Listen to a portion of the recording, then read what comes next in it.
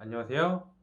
두드림TV의 김원희입니다. 벌써 7월도 중순이 훌쩍 지나갔죠? 이제 본격적으로 여름 휴가 시즌이 다가왔는데요. 그래서 저도 지난주에 가족들과 함께 오랜만에 여름 휴가를 다녀왔습니다. 요즘 코로나 때문에 강원도 고성으로 여름 휴가를 갔다 왔는데요. 여러분도 즐거운 휴가 보내시기 바랍니다. 그러면 오늘은 무엇을 하느냐? 연금 제3탄으로 과거 연말정산의 대명사였죠. 바로 개인연금 저축 계좌에 대해서 한번 여러분께 소개를 해 드리려고 합니다.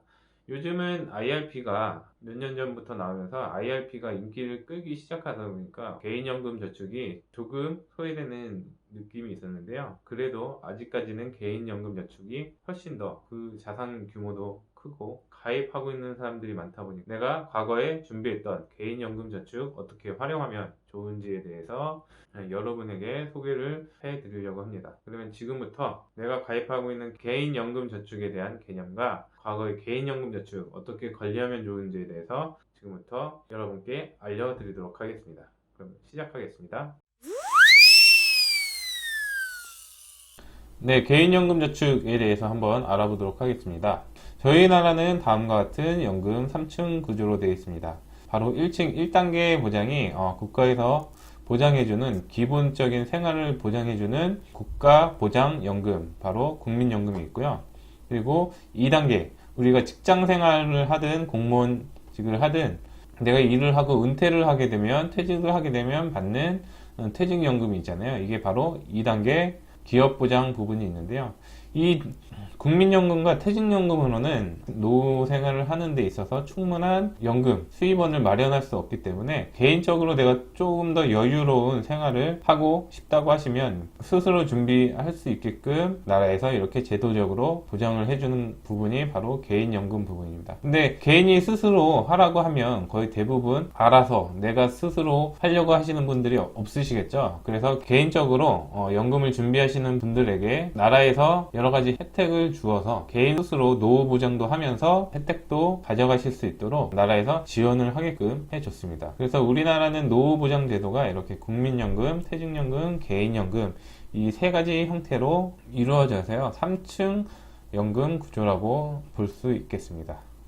그럼 노후 준비는 왜 필요할까요? 우리나라가 이제 인구 구조가 역삼각형을 그리고 있는데요. 바로 우리가 평균 수명은 늘어나면서 우리나라가 노인 인구는 증가를 하고 있지만 실질적으로 출산 비율은 매년 줄어들고 있기 때문에 과거처럼 자녀들이 부모를 부양하는 시대는 끝났다. 그래서 나의 노후는 내가 스스로 준비를 해야 되는 그런 시기가 왔기 때문에요. 이런 노후 준비가 필요하게 됐고요. 알다시피 살기 위해서는 평균적으로 최소 155만 원에 대한 월 소득이 필요하지만 국민연금에서 보장해주는 이 월 소득은 월 90만 원도 채 되지 않기 때문에 우리 스스로가 미리미리 준비를 해야 된다라는 말씀을 드릴 수 있겠습니다. 최소 월 155만 원에 대한 돈을 만들기 위해서 우리가 개인적으로도 준비를 해야 된다라고 생각을 하시면 될 것 같습니다. 제가 앞에서도 말씀드렸다시피 저출산 위험이 지속이 되고 있고요. 그리고 과거와는 달리 자녀들이 부모를 부양하는 데 있어서 무관심한 생각을 갖고 있기 때문에요. 이 부분에 있어서도 어느 정도 고려를 해야 된다. 그럼 개인연금을 준비할 때 어떤 혜택들이 있느냐? 우리나라는 크게 두 가지 상품으로 나눠볼 수가 있을 것 같습니다. 바로 세제 적격 상품이 있고요. 세제 비적격 상품이 있는데요. 쉽게 말씀드리면 세제 적격 상품은 연말정산을 해주는 보험이고요. 세제 비적격 상품은 내가 연금을 받을 때 세금을 내지 않는 비과세 혜택이 있는 상품이라고 보시면 됩니다. 그래서 세제 적격 상품을 판매하는 금융회사에는 은행이 있고 보험이 있고 증권사가 있었고요. 그리고 세제 비적격 상품을 판매하는 회사는 보험회사밖에 지금 현재는 판매를 하고 있지 않습니다. 그래서 세제 적격 상품 같은 경우에는요, 납입 시에 연말정산 세액공제를 받으시고 나중에 55세 이후부터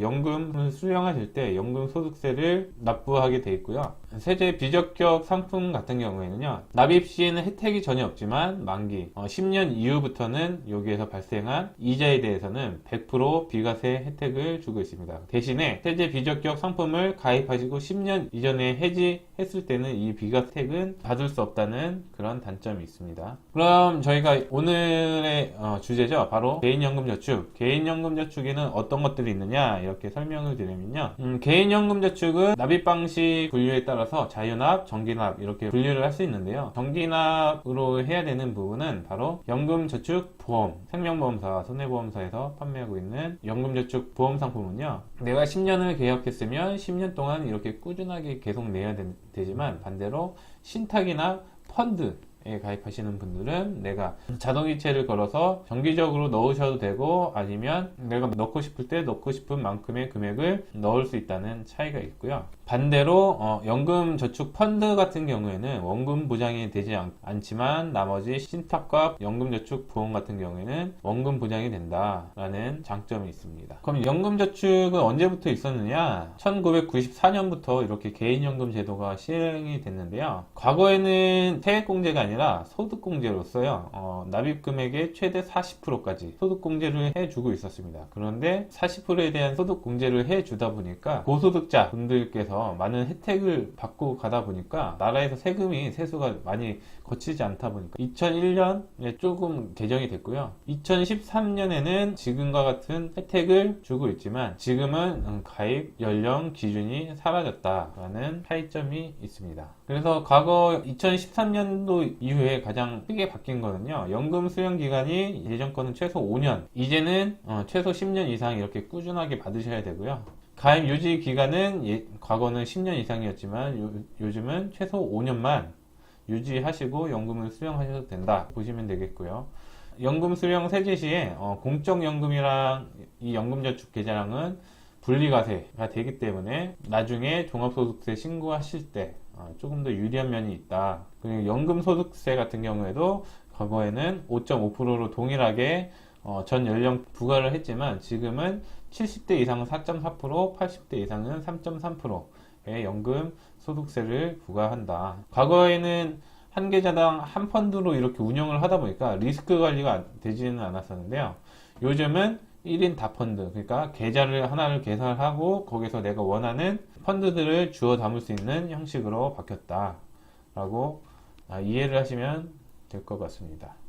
그리고요, 여기서 가장 중요한 이슈 중에 하나가 바로 상속 승계가 가능해진 점인데요. 과거에는 내가 연금저축 펀드 하나를 가입을 하면 이게 상속이 되지 않고 내가 죽으면 이 계좌도 같이 없어지는 형태였는데 지금은 내가 가지고 있는 연금저축 계좌가 돈이 남았으면 이 계좌를 그대로 자녀에게 물려줄 수 있다라는 상속에 대한 베네핏이 주어졌다라고 알고 계시면 될 것 같습니다. 네, 여기까지 이렇게 개인연금저축이 어떤 건지에 대해서 한번 알아봤고요.